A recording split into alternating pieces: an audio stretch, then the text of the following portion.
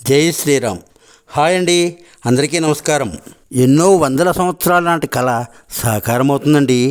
22వ తారీఖు శ్రీరామ ప్రతిష్టా మహోత్సవానికి అయోధ్య రామమందిరము సర్వాంగ సుందరంగా ముస్తాబైందండి. విద్యుత్ కాంతుల మధ్య దేదీప్యమానంగా వెలిగిపోతుందండి బాబు. యావత్ భారతదేశము బాలరాముడి ప్రతిష్ఠ కోసము 1000 కళ్ళతో ఎదురు చూస్తున్నాను కదండి.